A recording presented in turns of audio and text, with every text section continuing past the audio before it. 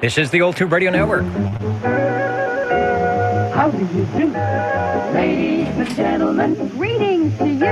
Wherever you are, your favorite slot on the dial by far is known to you as OTR, the Old Tube Radio Network. the station for you is OTR. And we hope the station for you is Old TR, the Old Tube Radio Network. Real radios glowing in the dark, the vintage CB radios from 1958 to 1978 with those vacuum tubes. And we are here once again. 27085 is the frequency, channel 11 in Central California. Listening for and talking with our radio collectors, and also hoping to hear from you on the video side or at oldtuberadio.net with your comments. And maybe if the conditions are in, we'll hear some of your comments that way. But in the meantime, we're going to listen in 27085 and see how many of those tube radios we can reel in tonight. 45. And we might just have one on the line right now. Hello, Paul, SWL 45. Yeah, Dennis, trying to get this thing to do a little ping, but I guess maybe it's too old. It's a Browning R2700 receiver, and I have an 23S9 transmitter to go with it. All right, the R2700 and the 23S9. I think that definitely predates the Eagle sets, but Browning, nonetheless, it sounds like it's trying to ping just a bit. But as you know, sometimes there's a little bit of finesse in between the microphone placement and where the squelch is at, and if there's been some type of capacitor situation going on there. But it does sound good and has good audio here. We're going to log you in as radio number 1 at 850 and go back to you for another transmission. Yeah, this one is not an Eagle, as you know. This is, I believe, is the first receiver that Browning made. Last week I checked in the 4, which was the last radio that they made also, so this would be the first one. I wish I had the receiver, the 2700 receiver for this thing, but I don't. They're probably rare as hen's teeth. But anyway, this is manufactured either 59 or 60. According to serial numbers, I think it's a little later than the first one. It's maybe around 1960 when it was manufactured. And then the 23S9 transmitter meter, which I'm running with it, it has a place for a microphone on the thing, where the receiver of 2700 has a hand-type microphone switch on the thing. We're not using that. We're wired all the way through the thing and running them that way, the way I got it here now. But, well, there's a lot more to say about it, but I'll let you say something there, Dennis. Okay, we have, if you're at oldtuberadio.net, you will see the picture. If you're watching the video, that is the picture of the 23S9. That's the transmitter, and I'm showing that this is actually from Paul's collection. I don't know if it's the one he might be using at the moment, but it's got the longer, I guess they call it a chicken head selector, but it's got the longer throw on that. But that is a shot of the transmitter for those of you who maybe have the later Brownings and would like to see what one of the earlier ones looks like and also sounds like. Back to you.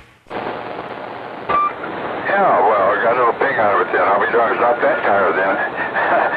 Yeah, that 23-channel transmitter. It's got an SWR meter on the thing, a spot switch, modulation meter, and an all-narrow light on it. And everything back there on this one. They were really ahead of their time a little bit with everything so neat the way it is.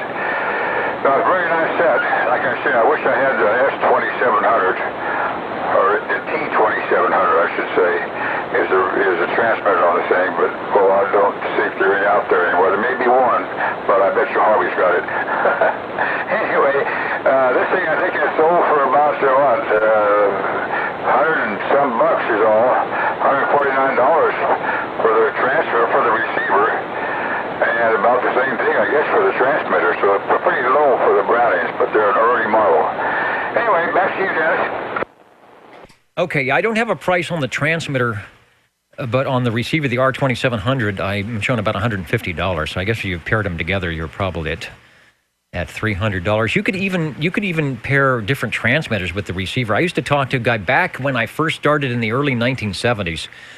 He ran an E.F. Johnson. He ran a Messenger 2 for the transmitter that he had set up for controlled carrier. But he said, you know what? He said, the Johnson's a great transmitter, but he was using a Browning receiver. He says the Browning got the best receiver. So he still had a little bit of a ping, but he was mixing and matching that way. So that'll work. I think 1959 and 1960 on the receiver, 60 to 61 on the transmitter pair for that, and doing a good job. Our first radio in tonight, the classic Browning R2700 23S9. There were many combinations in the early 60s that you could do before they started coming out with the Eagles and the Golden Eagles and all of those. But it sounds good. You have really nice audio. I hope you can enjoy the archives at oldtuberadio.net and a great signal on that radio tonight. So 100%, it's working great. Great. No ping then, I don't think. I didn't hear it anyway. Of course, with my ears, I don't hear much anyway. Anyway, I wish I had that is picture 23-S9 that you had up there earlier. That is my radio. But of course, this 2700 is not mine. And this is, I think this 2700 you got a picture of is the earlier model, according to the serial number of the thing. And I don't know where that's split on the yearly or wherever they did it. They might have gone to 59 and built them in 60, the way it looks like on the years on the thing. Anyway, I've seen a lot of things going on there. And thanks for checking in, Dennis. Yeah, that is my transmitter. All right, thanks for bringing it by. Like I said, real nice audio, good combination, and you are, I didn't check them, about S9 or more, which is about a full S unit than I'm typically hearing you with. So that radio's putting out some good 4 watts RF. This is the Old Tube Radio Network, Real Radio's Glowing in the Dark, doing what you just heard. We've been doing it for 34 years, and that's hanging out here on Channel 11, and our tube radio operators stopping by, waving a hand, and pulling something out of the collection to share with all of us. Thanks, Paul. 84. And 84, hello, Jerry. Let me make sure I've got Paul logged in properly as radio number 1, and I think I hear you in front of some big modulating radio. You are going to be radio 2. Go ahead. Well, thank you, Dennis. Well, not a whole lot of mods are put over here, but I guess my station can be classified, even the HF stuff, is legal limit.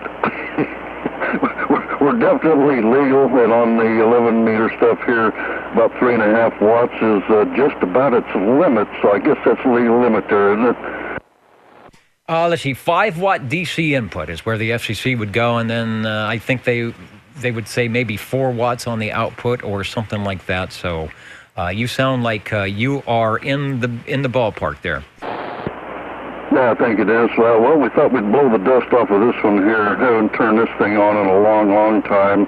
It's the Johnson Messenger 223 and Johnson desk mic, and it matches the radio there. I'm really surprised you heard me check in a while ago on the roll call there, because I noticed I wasn't getting a whole lot of voice out, and no power, very little power out, and I just started working back and forth with switches and stuff, and I got the thing working. I just moved the band switch back and forth several times, and it came back to life.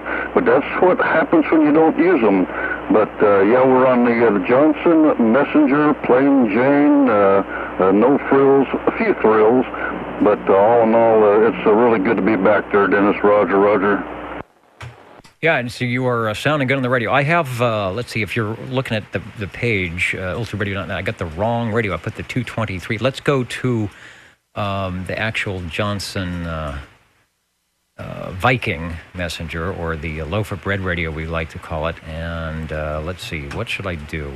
I think we'll start first with an advertisement, and then we'll work our way in from that. Sounds pretty good. I mean, those radios had a great transmitter. Basically, the Messenger, the Messenger 2 were similar. I think the 223 was similar, too. They didn't play too much with the transmitter, but they did a little bit to the receiver. I also want to, before we get too far, I want to say hello to those watching in the video. Many of you, some shouting out, hello, Ed. And Mike Fontaine. Mike out in Florida. Yeah, we do this every week with the tube radios, and no doubt there might be something in your area like that, a radio night. And Brian, Mr. KUH, he is working out the bugs from his 201A, so we hope you get that going as well. And the Timtron up in the Northwest, taking time out from his multi-banded radios, whether it's UHF, VHF, or HF, and waving a hand to us here on 11 meters. Let me stop talking. I will switch over to some pictures of the messenger as you give us some more audio. Back to you. Yeah, very good, Dennis. Well, I'm not up on the live stream right now, but it's kind of an olive, kind of a color, their original color, and the matching microphonium there. So, yeah, it feels good to be able to warm these things up. I'm really surprised that I didn't have to do anything to this one. So, but like you've mentioned on several occasions, you know, if somebody wants their first tube radio, this one wouldn't be a bad choice.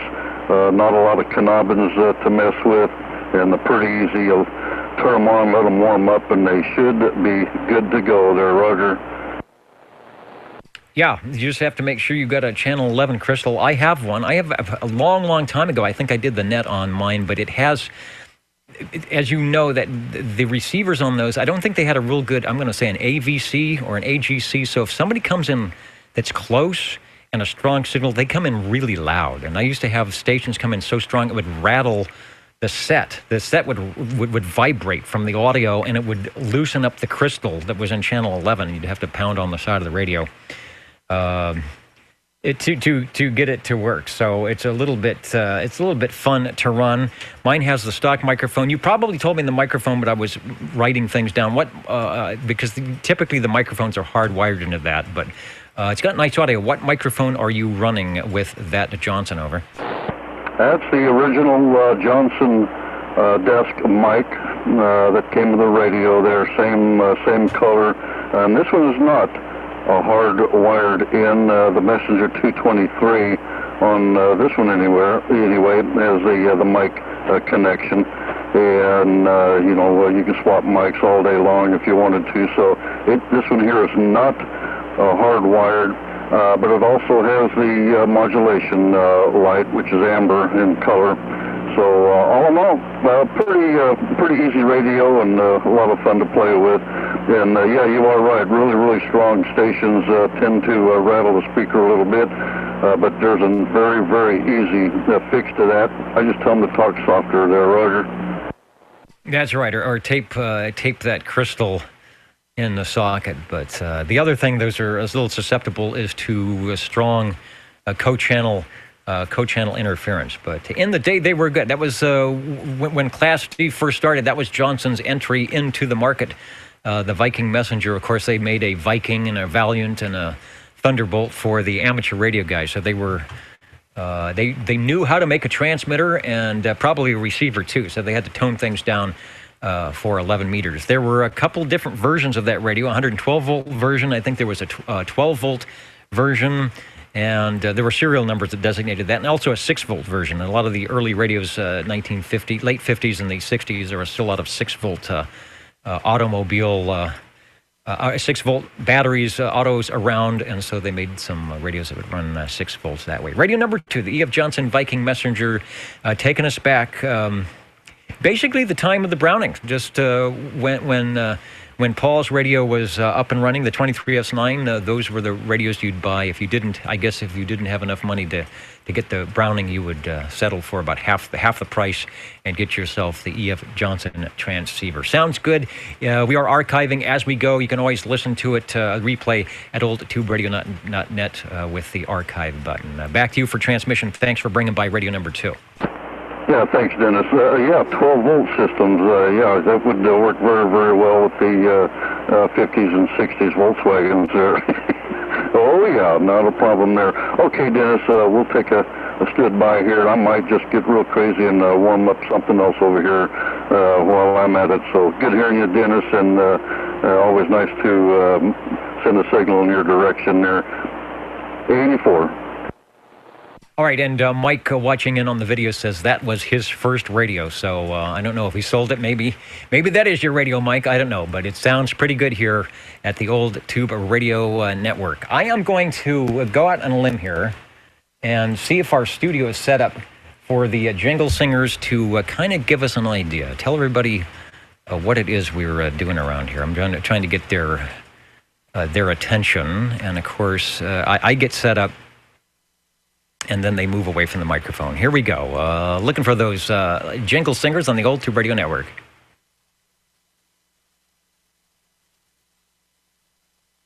See, they're not listening to me. Let's see if they'll try that one. Okay, well, we'll try it again. OTR. The break OTR. Go ahead, please.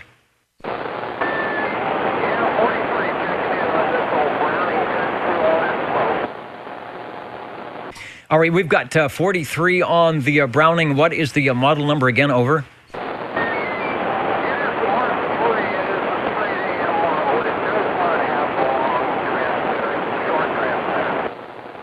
All right, that seems to be, and I hope Harvey is listening. We have gone years and years checking in the Mark III SSBs, and now Harvey has a really nice Mark III AM transmitter, and yours as well, sounding good. I don't have a nice photo of one, but I do have an advertisement, so we will pop that up so people can see that there is a difference on the Mark III when you have the AM transmitter.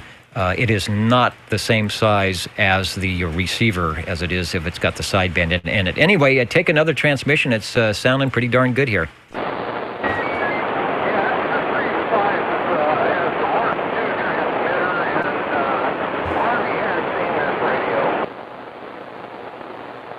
All right, doing good.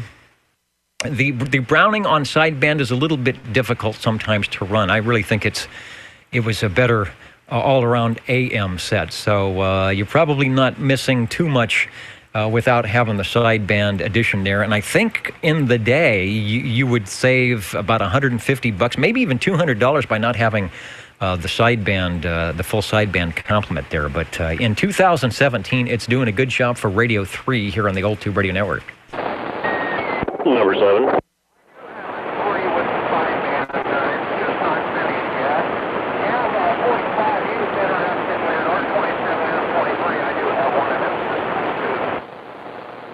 All right, it sounds like you have a bevy of Brownings out there, and I'm glad you were able to get one fired up to bring into the net tonight.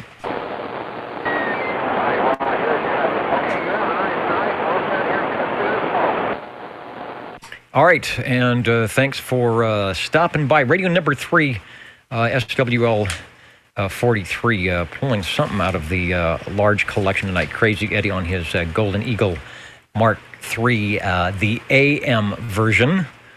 Looking good. Still don't see the Jingle Singer, so let's continue on. And I do believe I heard SWL7 in the standby mode. Go ahead, sir. Oh, yes, jumping in and out of the radio room, one of those fun nights. But yes, Abe Johnson, Messenger 223.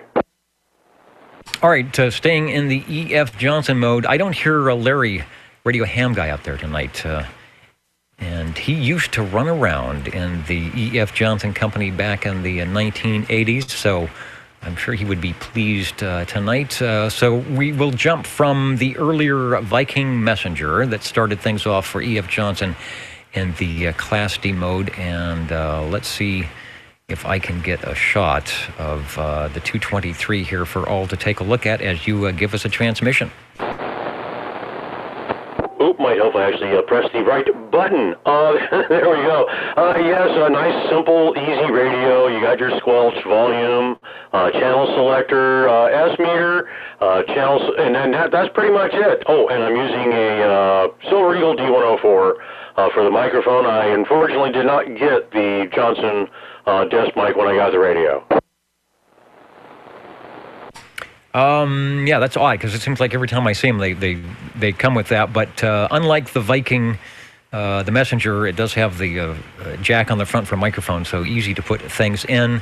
The Messenger 223. So think of a Messenger 2, which is about half that size, and then the 223 when they added all 23 channels from, I think it was 5 on the Viking and 10 or 8 on the Messenger 2. They did all 23 channels, like you said, add the S meter, put a nice big speaker in the front, and you had a really good, popular selling base station that was all the rage in 1969 through about 1972, glowing in the dark. More information on Sam's PhotoFax 23, page 53. But why read about it when you can hear it live? Give us another transmission. Thanks for bringing by Radio 3. Oh, thank you. It's always fun to get these things working, even if it is kind of warm out there. And the radio room is warming up, but what the heck? Definitely going to warm up some more tubes. And good in hearing SWL84 out there, Jerry. Good to hear you. Break OTR. And the Break OTR. Hello, Phil, the old Tube Radio Network. Hello, Dennis. I'd like to check in my Utica Town and Country, a 1, 2, 3, 4, 5, 6 channel radio. All right, the Utica Town and Country. It sounds like you have the Goodyear blimp nearby. There is a little bit of a, I want to say it might be 120 cycle hum going on, but it is below your audio. There's a Town and Country. There's quite a few Town and Countries. There's like a 2, a 3, and an MC27. Do you have a designator on that? Oh yes, I forgot. It's MC27 Custom. Oh, okay. You know what? We are in good shape all around because not only do we have your MC27 Custom, but it looks like we actually have a picture of that very radio. So I'll get that up here in the queue. And the next time you key up, or is it key down, we will be looking at that very radio. Go ahead. Well, real good. It's a very simple radio, 3 knobs. There must be some advanced internal circuitry that allows the radio to know whether it's in the town or country. I haven't figured that one out quite yet. Boy, I don't know. I think the last time you checked in on that, somebody on one of the sites, on the media sites, said that wherever they were when these radios were making the rounds, I think they said the fire trucks or the police or some vehicles, some city vehicles were equipped with that style, the Town and Country style of radio. So they must have been pretty good for vibration service. Not sure about the little bit of the audio buzz in there. You will hear it if you listen to the archives or watch the video. Sometimes that could be induced by a light, fluorescent light or something nearby, or otherwise it's just the radio showing its age. But again, it is not affecting your audio at all. And of course, you always put in a pretty decent signal in here. Logging you in at 910 Radio 4. Give us another key down on the Town and Country. I see there is what looks like a light or something above the channel selector, and I'm wondering if that's a pilot light or something that illuminates when you take a transmission. Over. No, it's a pilot light, and it's kind of confusing because it wants to appear to be an indicator light, but a channel indicator light, but it's not. It's just a pilot light. Over.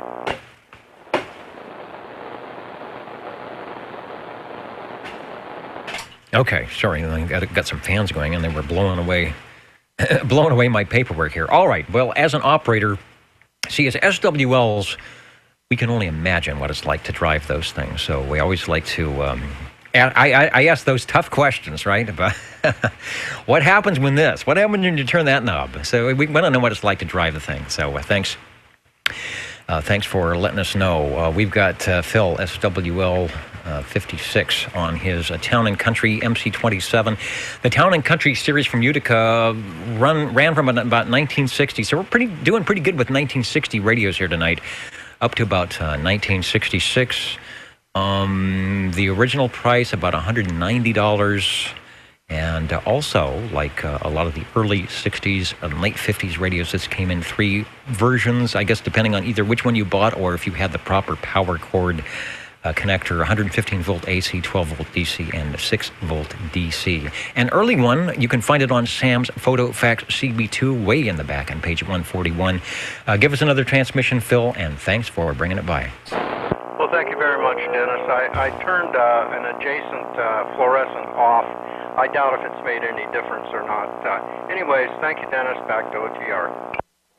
Yeah, still got the buzz, but like I said, it's not affecting your audio too much. You are listening to the Old Tube Radio Network. Real Radio's glowing in the dark. Jingle singers are still out there somewhere, but I think there might have been a breaking station. We are standing by. Yeah, this is 53 there, Dennis.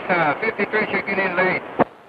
Okay, no problem. We are here. Let me bring up the SWL check-in so we can do it officially on the big board. And those playing the home game, like myself, will be heading over to the bottom of page 2 and putting the X in the square. Thanks, Bob, for waving a hand to the Old Tube Radio Network. Hey, thank you, Dennis. Have a good night. Brago check. Number 7. Okay, we've got number 7, and we've got, let's see, who was first? Actually, I think it was 37 for Radio 5. 7 will be Radio 6. So we'll put you in the green room, Mr. Ed, and head over to Chris. Hello, Radio. Hello, Dennis. Can I check in my old Buick here? You can check in the Buick. Just let us know which porthole you're using. All right, well, we're going for the front porthole. All right, that's good because I can hear you better that way. Okay. Don't worry, I ain't going to talk about the back porthole. But anyway, we'd like to check in our general radio telephone. Our Super MC11A, 24-channel tuber that glows in the dark. Let's see, was there something else I need to say? Yeah, that's it. And this is, we're running a stock handheld microphone. Over. All right, the amazing stock audio from the general radio telephone, the Super MC11A. See if I can get a picture. It looks like our database is not working just quite right yet, but come back with a transmission. You are radio number 5. Okay. Well, this has got a 24 speed, so, you know. Well, worse than a diesel truck, isn't it? Anyway, yeah, this one's mine, and it is working. I was glad to hear Eddie check in his Eagle up there on the hill. I talked to him earlier. I am beat. I'm about ready to fall asleep, so I just thought I'd at least jump in there and say this was in here. All right. Well, I'm glad you had a chance to dial up the general radio telephone Super MC11A. I really would like to get, because this is one of the nice pictures that we have from Cliff, so I want to make sure we get that in there as well before you sign out. But you did get one radio in tonight, so we will put a gold star on your list. Over. Okay, well, it's been a busy week for us. We did go on a vacation this week for a couple of days, if you want to call it. Went to the coast to Cambria for a few nights and came back, and then I had to go up to the daughters today up to Squaw Valley area, or help her do some stuff up there, me and the wife, and I'm tired. It's nonstop today, so I'm beat now. All right, but you still had time to jump into the radio room and say hello to all of us and check in a mighty fine sounding radio. Radio number 5 on our listener night, the general radio telephone Super MC11A, and doing a good job with that ECLL 800 in the audio final. Give us another transmission, and then you are free to roam from the radio room. Okay, Des. Well, if I can make it a little bit later, I might fire another one up, but I really and truly, I don't know. So anyway, at least I did get this one in, and this is the one that I like. Yes, this is the loud and proud one. So anyway, we got that one in anyway. So, all right, Des, thank you very much. If I don't get back out there, thanks for doing the net. If I do get back out there, I'll hear you at the end of the net. All right, we will be around, and also the archives available. Radio 5, sounding good, the general radio telephone in our first general radio telephone tonight. Thanks, Chris, for that. And let's head over to SWL7, Mr. Ed. Hello, Radio. And hello, radio. This one will be a Robin T123. No B, because it's got the winking and blinking eye.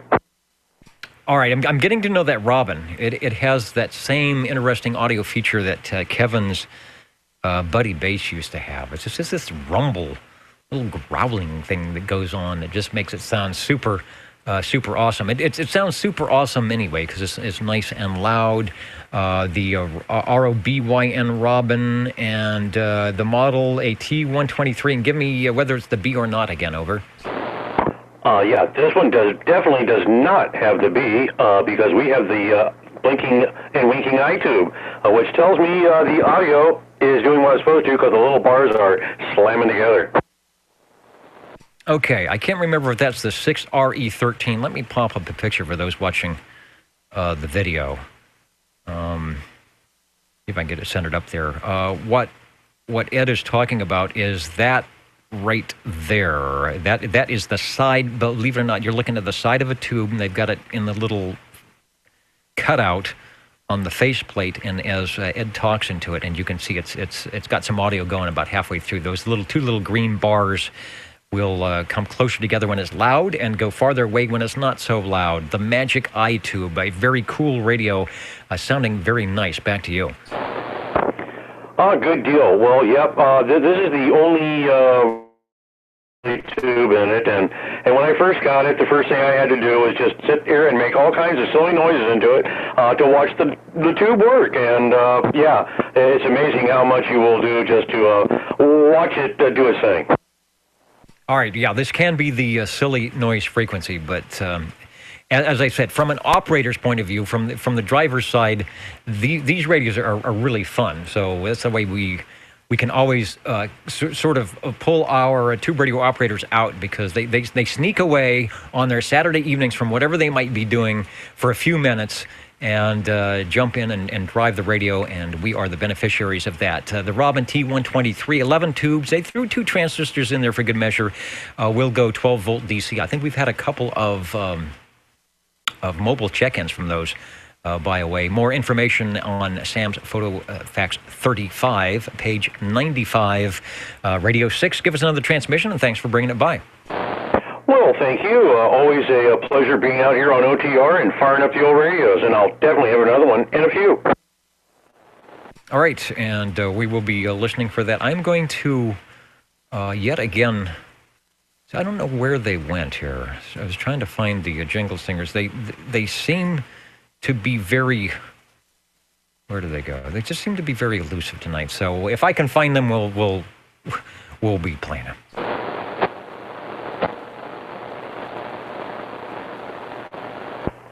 Break OTR. And the break OTR sounds like 1017. Well, hello, Dennis and all the listeners. B&K Industries Dynascan Division, the old Cam 88. Got her good and warm and thought we'd get out here and wave a hand. Indeed. It is warmed up, and the audio is sounding good. I can never remember how I have that. I do have a picture of the Cam 88. Let me... B&K Cobra 98. I will get a picture up so we can kind of see the cool radio that goes with the cool audio. If I remember, that's a lot of silver and chrome and black there. Yeah, it's still looking just like the day it was purchased. The individual I have to thank is Jerry.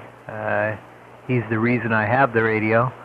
And then the guys at Red Monkey did a wonderful job going through it and getting it ready just for OTR. All right, smooth sound. You'll have to tell us about what you like about the receiver, but that was a top-of-the-line radio for them, full functions with all 23 channels. I believe it could be crystal control, or I think it's crystal control, could be synthesized. You got your S meter, and there is the switch there, which I think is the Dyna Boost range boost, give you a little bit more punch in the audio if you need it.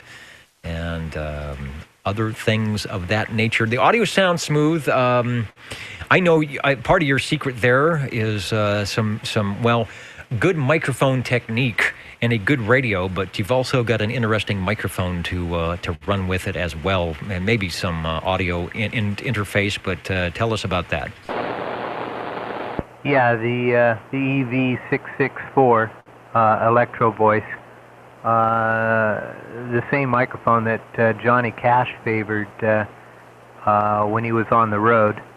And boy, the microphone and the radio just worked out really well.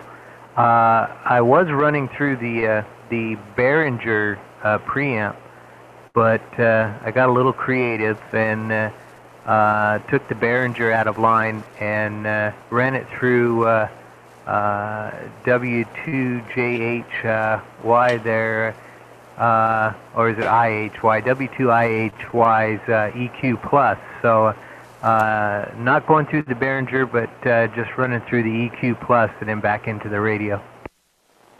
All right, yeah, W2IHY Julius. I've got, what have I got on the table here from Mr. Julius? I've got the iBox, which is interface, sort of a 12-to-1 step down, because I'm taking line levels to mic levels and mic levels to line levels to do what I have to do. And he sort of builds his equipment for amateur radio use, for two-way communications. And so a lot of the connections are ready to go and RF proofed. Sometimes the consumer gear, you have to make some different connections and patch things through. So it works out really good. Nice and smooth audio. And Dennis is proving that the radios will pretty much do... The transmitter sections are pretty much set up on the tube radios to produce good audio. So if you are good enough to have the proper microphone techniques and want to experiment with some audio gear, whether it's compressors or processors or equalizers or just some classic microphones, you can often get a very, very nice sound or tailor the sound to how you want to sound. And the radios will produce it, because this is before the days of FCC-induced limiters and clippers and all sorts of things. Because people couldn't behave and make their modulation sound like Mr. 77 there.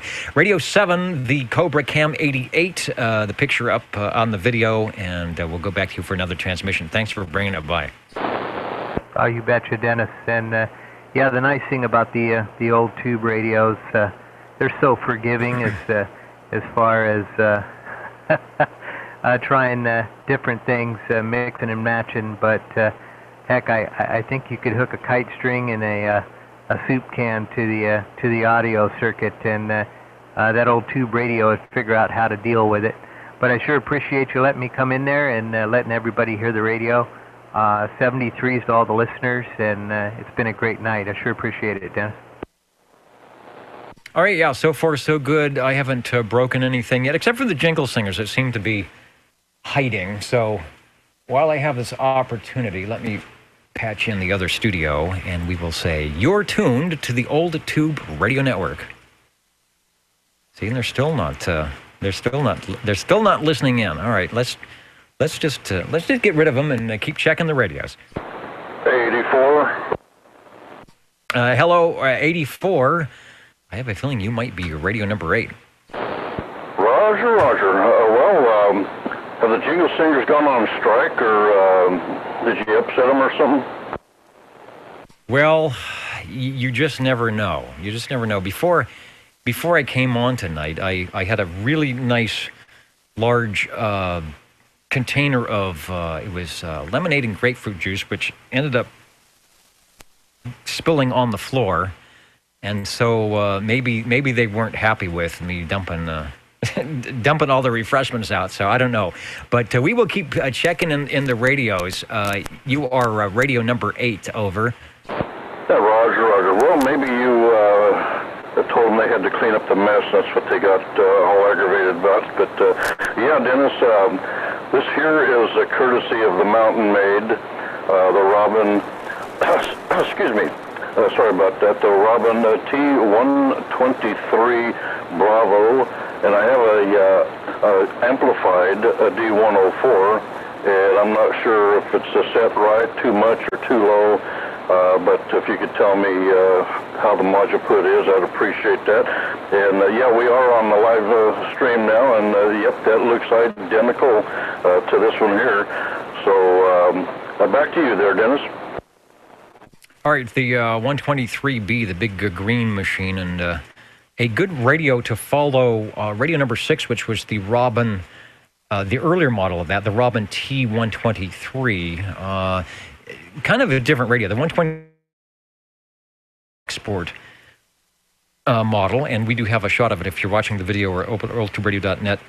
The big green machine is what you will hear next up when Jerry keys the microphone again. I think your audio is just where it needs to be. I'm not hearing any flat topping or echoing off the walls or things of that nature. So if Mountain Maid set it up for you, she did a good job. Back to you.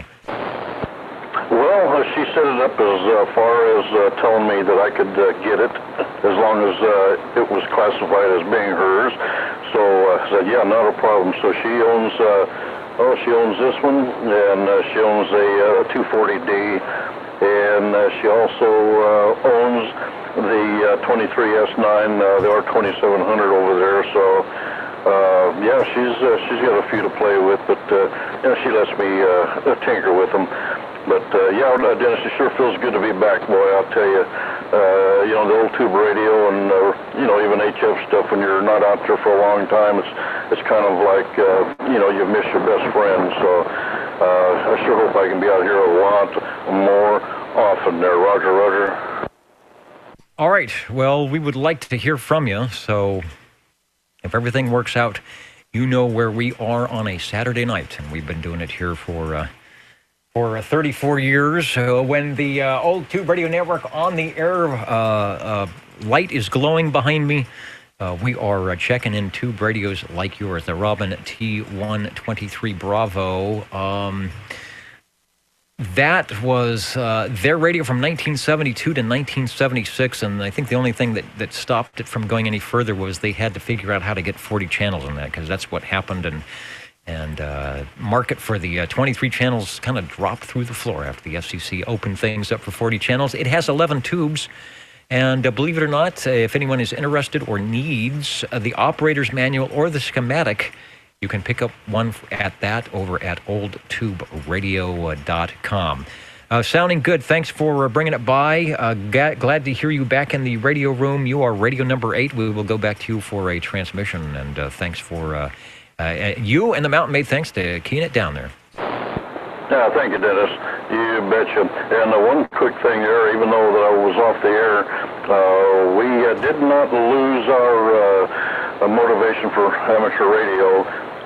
We were able to here a few weeks ago to pick up a real nice, pristine Swan 700CX, and just got it back. And well, I'll tell you what, today was one of the first days that I've ever, you know, been back on 40 meters, and it was sure nice to warm that rascal up.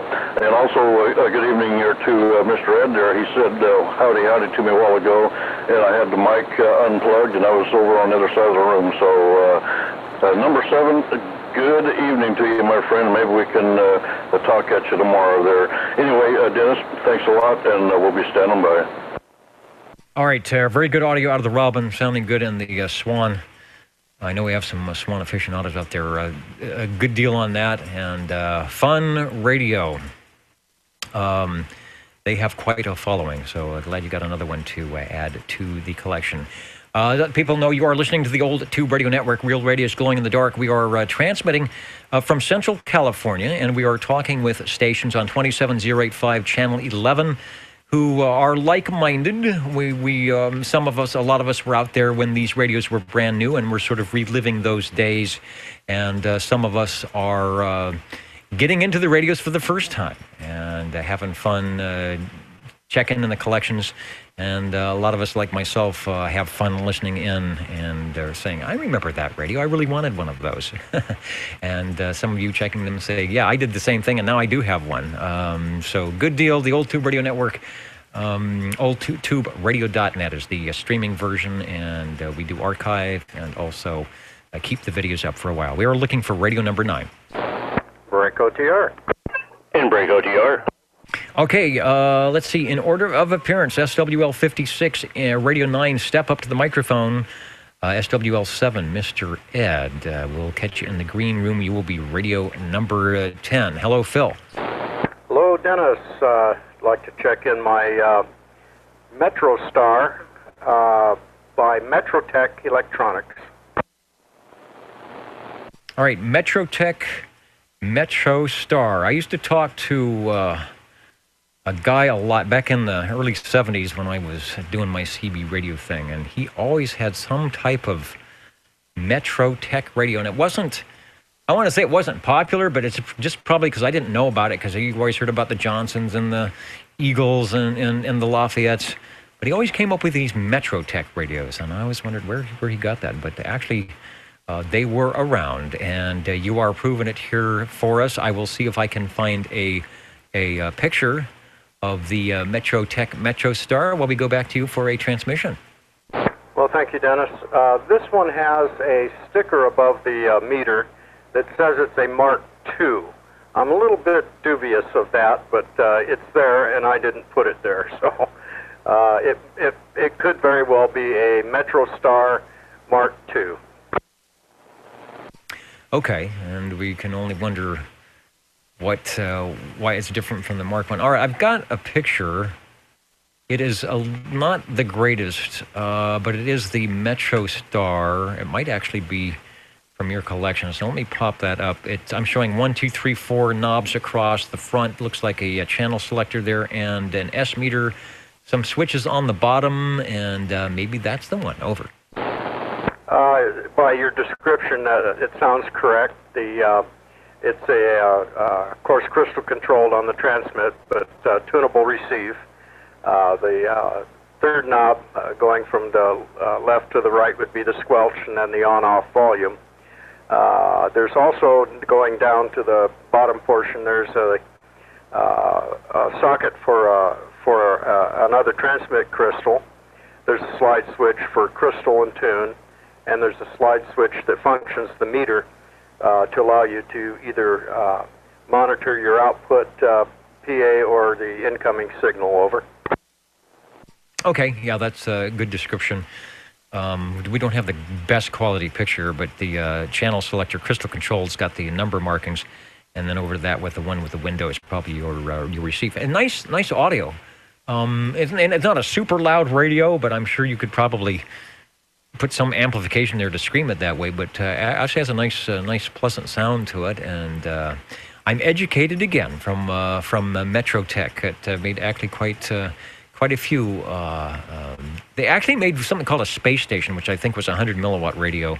That is a rarity. I keep seeing it occasionally, and some for sale that go for very high prices, but the MetroStar are doing a good job. Back to you. Well, thank you, Dennis. I'm using the original, I assume it's the original handheld microphone with it. And if I talk a little louder, I can get a little more wiggle on the modulation meter. Mine says it swings to almost 4 watts when I talk loud. Anyway, it is what it is, and thank you for letting me check it in. Back to OTR. All right, thanks for bringing it by. It's got plenty of audio on the hand microphone. Like we were talking with Dennis, that's one of the radios. If you play around with different microphones or maybe some equalization going in, you can probably tailor the sound the way you want it. But I think out of the box, you are doing just fine. No problem whatsoever. Radio number 9, Phil in the radio room, or one of his radio rooms, one of his many radio rooms, the Metrotech MetroStar. Always like the radios that are a little bit harder to find. And I wanted to mention, from 1962, we're getting a lot of the early radios tonight. A dual conversion, super heterodyne, 8 crystal controls channel, 22 channels variable. So not bad for 1962 with the super heterodyne dual conversion. So that's a very nice receiver. 115 volts or 12 volt AC in it. It appears that we have an operator's manual. Looks like it was scanned in from Phil, helping everybody out. You can pick it up or get the download at oldtuberadio.com if you need one for that Metrotech. Heading onward and upward in the double-digit radios. Radio 10 is standing by. Hello, Mr. Ed. In This time, the nice large two-piece radio from Browning, the Golden Eagle Mark III SSB. All right, we had a Mark III AM. Let me see. Our oldtuberadio.com database is doing its weird thing again where it doesn't want to produce any pictures, but we will see if we can get some video to go with your audio on the Mark III SSB. We are trying. Go ahead. Okay. I got some kind of weird noise that just came in, too. But yes, and this one, although I do have the banana mic for it, I'm running an a static D104 Golden Eagle, figured a Golden Eagle on the Golden Eagle. Okay, so you've got a double or maybe even a triple Eagle going on. There you go. Double Eagle. Man, I'd like to do that on the golf course. Yeah, that would be nice. All right, we got a picture. I have to go the long way to get these pictures now. I don't know what's happened to the database, but and I also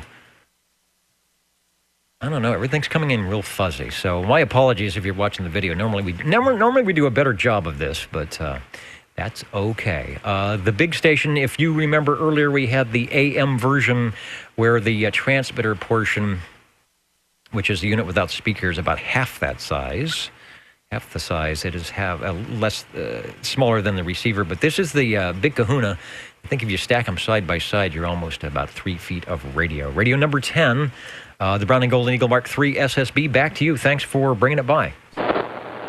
Oh, and thank you. And yeah, the picture you got up there is almost exactly like the one I have. A couple little differences there, and same kind of microphone, Golden Eagle, just like that one. With that, I think I got another radio. All right, and we've got plenty of room on the radio check-in list tonight, so we will be standing by.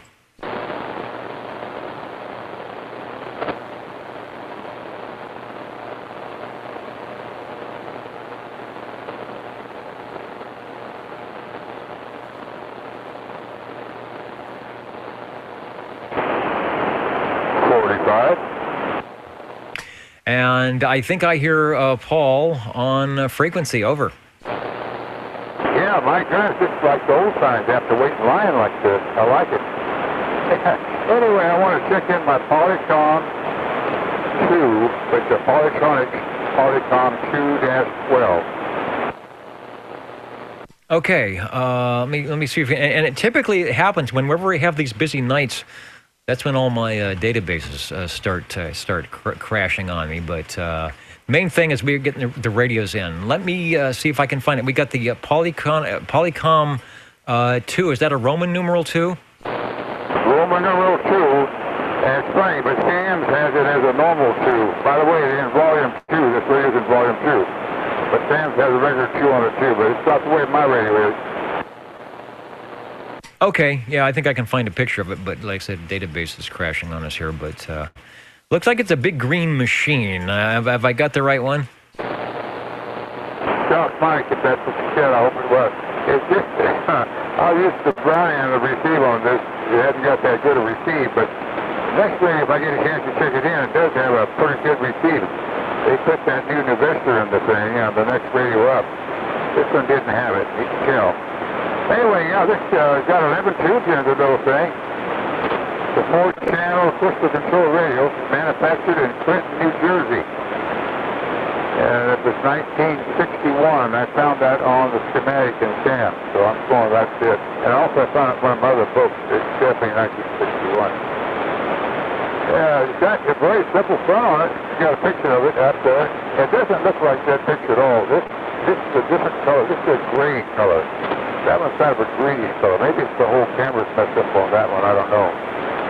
But right on the front there, right in the middle, that's got a place where you put your 4-channel frequency or the 4-channel number, whatever you want to put up in that thing. Pretty neat little deal. It's got a little light on the bottom. The light's actually a modulation light. It's flashing all the time while I'm talking. But it illuminates that up there too. It's kind of neat. Basic toggle switch. Front bar speaker, volume, well, and a 4-channel sound selector. And by the way, right above that, you see it, it's got a carrying handle just kind of hidden. And that's a real neat little carrying handle for it. Anyway, thanks, Dennis. Back to you.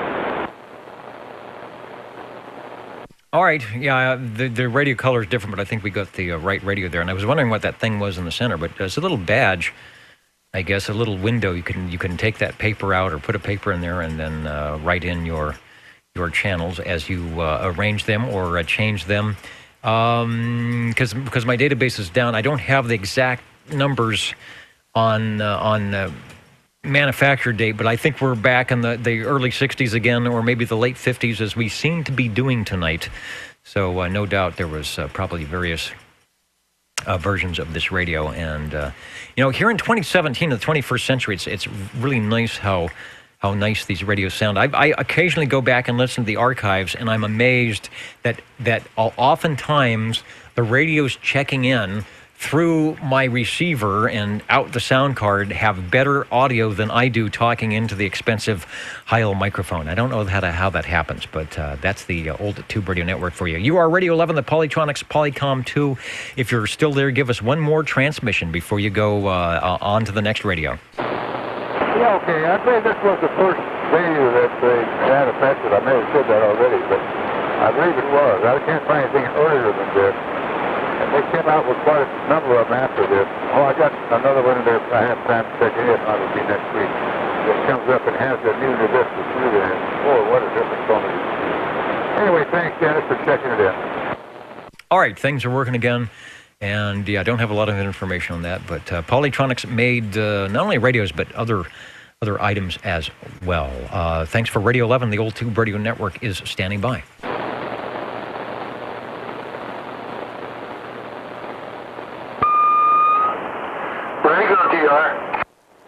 And the break OTR with the ping. Go ahead, please. Okay, Dennis. Number 20 here with the Browning Golden Beagle Mark III AM. All right. Did you hear we actually had another Mark III AM check in tonight? Roger. I heard that from inside the house. I caught it. I could just hear them a little bit on the website, but yeah, I heard that. That's what it was. Yeah, this one is the AM unit with the banana mic. Oh, it has really loud audio. I was going to say maybe you had an amplified mic or something, but the banana mic. In fact, I think we're showing right there. That's got the banana mic there, the smaller transmitter, and the receiver. Doing a good job. This one rivals, although it is not quite there, but it rivals the Browning Lavatories for sure. Roger. Oh, I like to hear that. Okay. You say the website shows Schwenksville, Pennsylvania. Now that's real close to Pottstown, and we sent a General Super MC-11A was shipped to Pottstown, Pennsylvania. It was one of the two on the internet, so if that's the gentleman that got that radio, if he's actually in Schwenksville, or whatever city that is, he might try and post a message saying that's him. If it's not, it's not. But one went there and one went to Yucca Valley. Okay, and our Schwenksville PA station has been checking in on oldtuberadio.net for some time.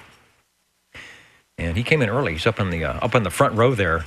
So I'm not sure. Yeah, it's hard. I think you actually have to have Facebook to post. It used to be able to, I think, post using email stuff. But now I think it only allows you to do it via Facebook. And a lot of people do not have Facebook. You yourself are a new Facebook person, so you know how tough it is to kind of get going on that if it's not your thing. But we're glad to have them listening in, and you just never know. I hope if it's that station out there that they have a good time. Maybe they will start their own old radio night with a radio of one. That's how we did it. We were radio of one, and you start calling, and they seem to find their tube radio friends. You are Radio 12 with the Browning Golden Eagle Mark III AM from 1972, and a budget.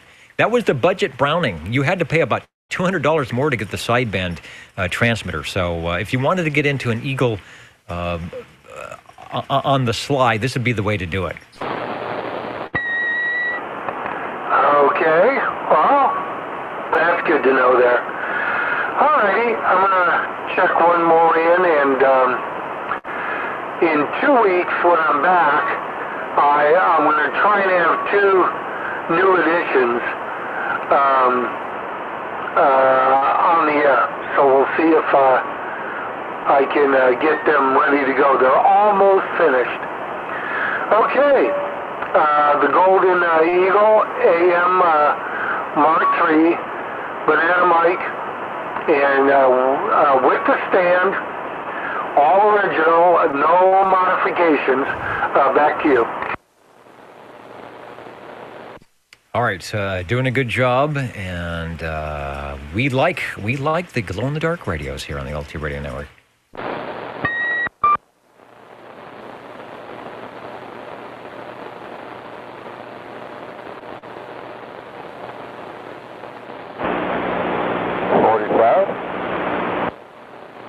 And hello, Paul, over.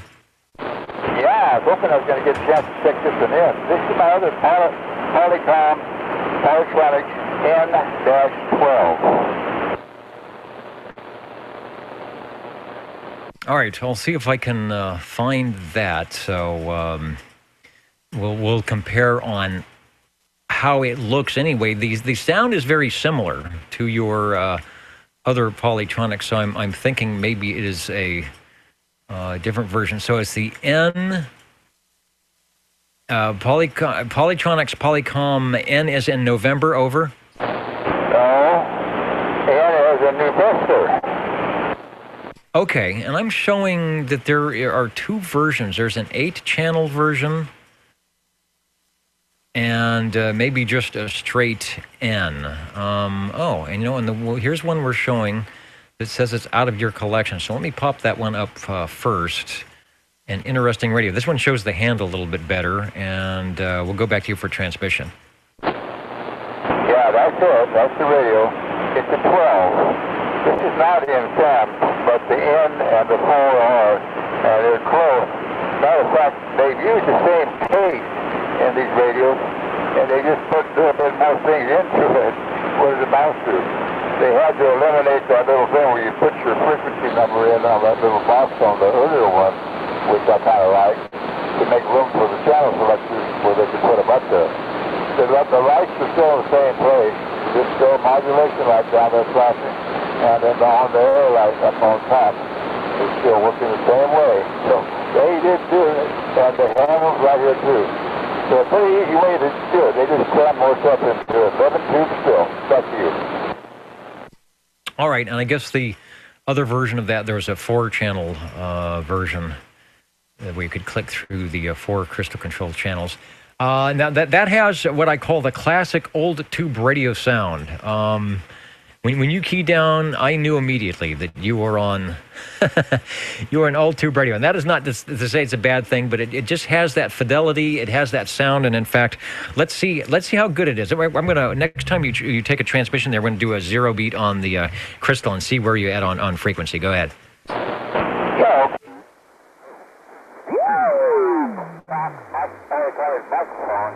I believe they're made by Turner. It's really a heavy microphone. I don't think I know how. All right, let me go back to, and the way I do it is I go to sideband on the receiver and tune you in. You are anywhere from, because that radio is drifting as you speak. You are anywhere from 27084.8 to about 27085.2. So what it is it kind of picks center frequency and moves a little bit back and forth to keep you on your toes. Over. I didn't know that. When I checked the towers up here, I was pretty close. I forget. I checked them all. I know for the within reason, 2 or 3 kg, I think you can pick me up. So we go that way with this. What was it holding on mainly and nothing? Well, like I said, on AM, that amount of drift, 100 cycles or something is negligible. If you're on sideband, you might have to chase you around a little bit, but it's basically right on frequency, and it drifts a little bit low and it drifts a little bit high. Okay, well, that's good. That's the main thing. That's not all I got to say about it, but like I said, that new Vista Lord sure made the RS a lot better. Unbelievable. All right, thanks, John. So I got to make it almost to time. Somebody else gets in. Thanks, Dennis. All right, sounds good. It has that old tube radio sound. It's got a lot of audio, a lot of gain. I was looking at the S meter, and you do have some forward movement, so that usually an indication that you've got plenty of audio to fill up the carrier.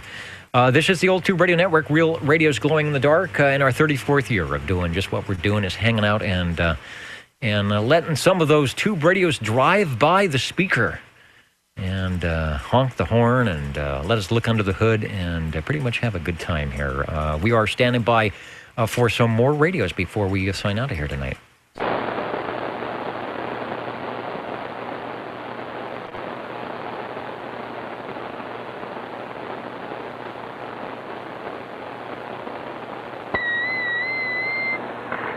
How about this one?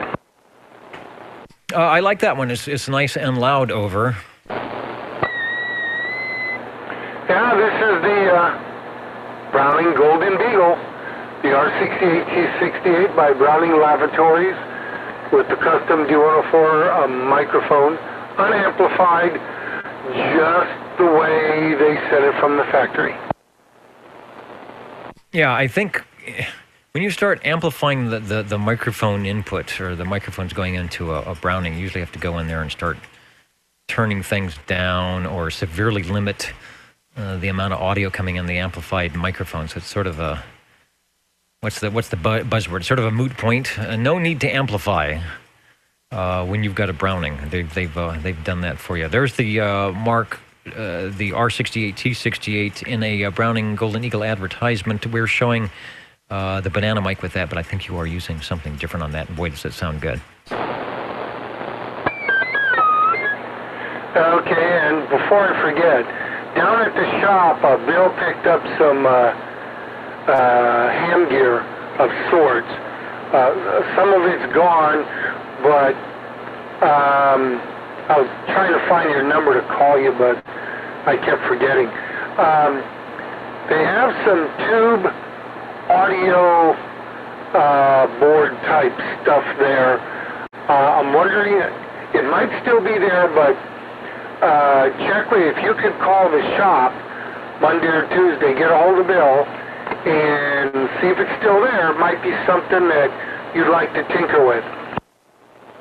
Okay, yeah, I have a full tube combo. Boy, tube audio boards, that goes back a while. I wonder if it's some of the old RCA gear.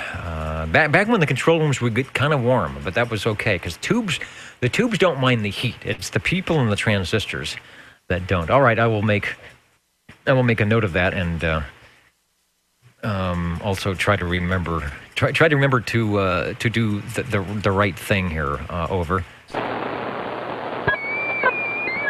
Roger. Okay, and since you had a couple of Polycoms on, I've also got a Polycom N, the 8-channel one over here somewhat. Yeah, there it is. It's underneath two other radios, so it's, a little hard to get to. But one thing now, I don't know if he described it, or I think he did show a picture.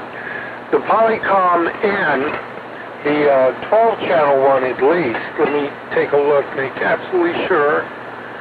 Yeah, it's got a gold front, okay? I found a blue front. I mean, it's factory. Instead of gold with white lettering, it's blue with white lettering.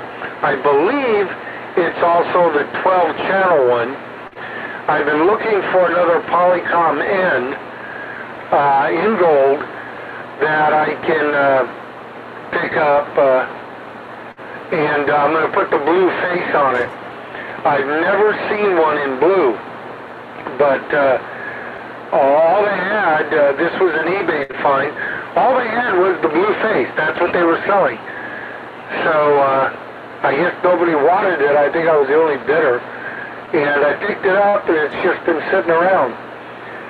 So if I can come up with another Polycom 12-channel N, I'm going to put the blue face on it. Okay, anyway, the Browning Golden Beagle R68 T68 came as a 4-piece unit, transmitter, receiver, microphonium, and, well, we'll call it little helper, the 180 little helper. And they all pieces, obviously, well, the 3 work and the 4th piece does work also, but I never use it. I just look at it. Okay, Dennis, we'll catch you in a couple weeks. All right, we got you proxied in for next week, and we'll look for you up on the big board at oldtuberadio.net. I don't know. You know, the Jingle Singers were here, and things happened, and I don't even see them in the other studio, so we'll have a full report next week. But we had enough radios tonight, so maybe that was it. Maybe they just said, you know, you guys don't need us because you're doing okay checking the radios, because that's why they're here, kind of to motivate people to check in radios. But we've done quite well. Hang out here for a couple more minutes. Got off to a little late start, so if you've got something that's still warming up or would like to check in SWL side, we will do that before we count an amount. The Old Tube Radio Network listening.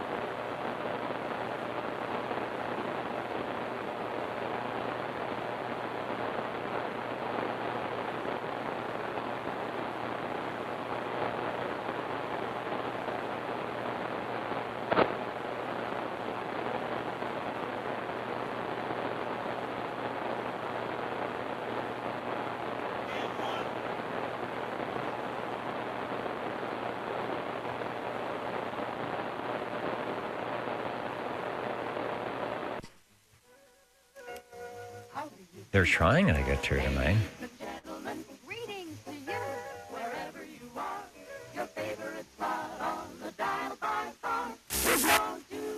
Maybe we should have a proverbial bad connection here on the Jingle Singers.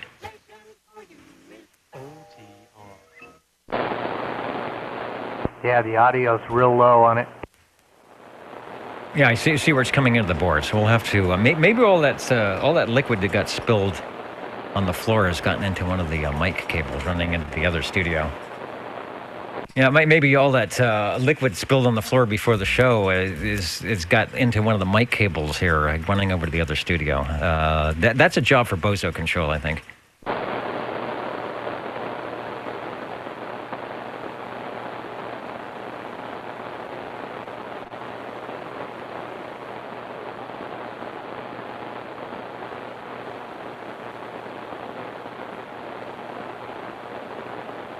And this is the Old Tube Radio Network, counting and amounting soon, but ready to take a few check-ins if they are out there. And this is the old...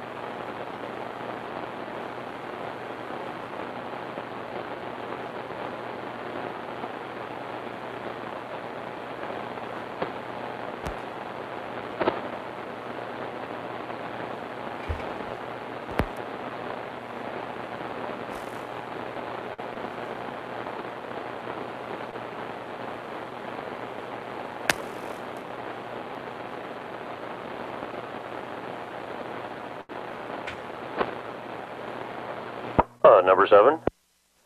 And hello, radio, over. Get one more in here real quick, like the Tram TR-27 Echo.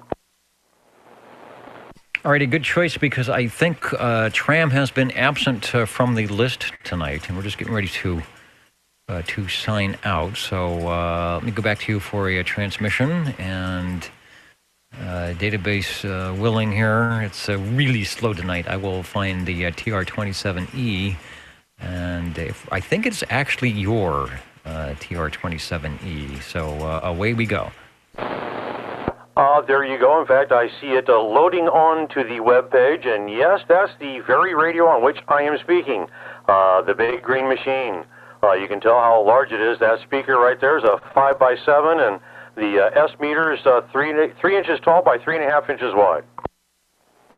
There you go. This speaker is the size of some of the radios today, and that S meter as well. Nice audio, good clean audio. And we'll go back to you for another transmission on the Tram TR-27E. Yes, another one of those radios that I did not get a microphone with, so tried many different ones out and settled with the Electro Voice 638. All right, a choice of the Tube Collins guys, and works quite well for the whatever impedance that microphone is here. 1963, when Tram introduced that as their, at least the TR-27 series, the TE series, as one of their top-of-the-line radios for a base station, and but that came in a big box with all that stuff. Sounding good. Give us another transmission. Thanks for bringing by Radio 15 tonight. Good deal. Got into 15 radios. That's always a good deal. Like to hear more radios. Alrighty, we'll let you get back to doing your counting and mounting and getting ready to do the sign-off. All right, the Old Tube Radio Network, listening for a bit here.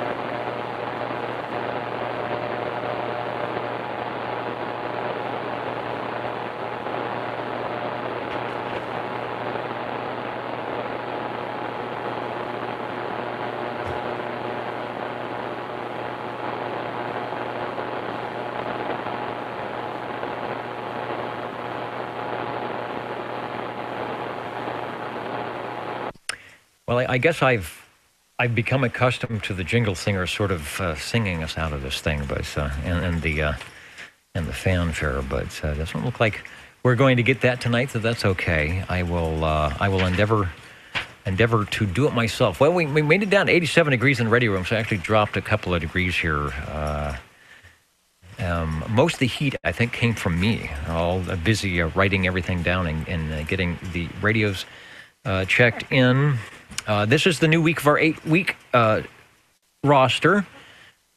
And the 00 for this time is none other than 147, Mr. Neil out there in North Carolina, who's a busy guy, but often gets on and checks in with us and gives us the report, such that it is. And we had 15 radios. Let's go to the SWLs. We had 10 on page 1, 16 on page 2, 12 on page 3, and 14 on page 4 for a total of 52. And radios tonight, we had 15, and I want to say the Brownings snuck in, but they didn't. The most heard Brownings at 5, and they sort of distributed it throughout the evening. But we had some very interesting check-ins, as we always do. Starting off with the Browning, by the way, from early 60s, the R2700 23S9 combination. There were a few combinations of various 2700s and S9s and 23S9s that made up the early 60 Brownings, and this was one of them. Radio number 2 was from Jerry, back in the radio room and sounding good with his E.F. Johnson Viking Messenger, the first E.F. Johnson for Class D. Then we had Crazy Eddie on his Browning Golden Eagle Mark III, the AM version, or one of the two AM versions, Mark IIIs tonight. Radio number 4, Phil on the Town and Country Utica MC27 Custom. Sometimes, I know in the Ford, when they called it a custom, I think it was usually a lesser model than the regular one. I don't think that's the case with the Town and Country. Radio number 5, Chris, SWL37 on the General Radio Telephone Super MC11A. I notice if he's got one radio to check in, he likes that one, and I know why. Radio number 6 tonight, Mr. Ed on the Robin T123. That's the early one, pre-1972 with the Magic Eye.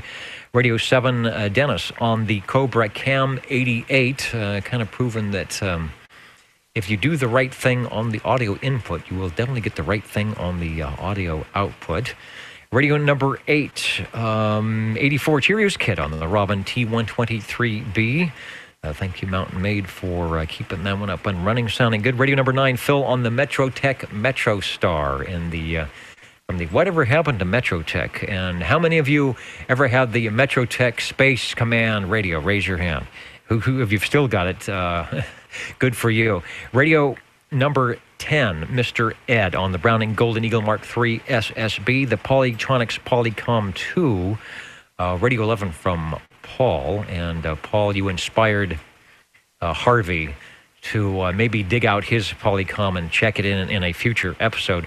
Radio 12, the Browning Golden Eagle Mark III AM number 2, a new addition to Harvey's collection, doing a good job. Radio 13, Paul on the Polytronics Polycom N, as in New Vista. And Radio 14, Harvey on his Browning Golden Eagle R68 T68, and capping things off with our one and only tram of the evening, the TR27E from Mr. Ed. All right, thanks for putting up with me once again. We got off to a shaky start on my end, but we've ended up pretty good. Lots of radio tonight. People coming back from all their fun activities and actually spending some time in the radio room, and we appreciate that. Thanks to all our stations listening in at oldtuberadio.net. Hopefully we checked in some of your radios tonight, and good night to those watching on the YouTube. We will keep those videos up for a while, but we do archive at oldtuberadio.net. On the archive button, bring down the old TR magnetophone, load all those tapes, and pick the date and the check-in that you want. 73, thanks to SearchLawrence.com and Frodex out there for keeping the Nixie tubes up and running, and thanks to all of you for yet another Old Tube Radio Network. Catch you next week, 27085 and the oldtuberadio.net. 73, everybody. Thank you, Dennis. Good night. Great net. Good night. Good net.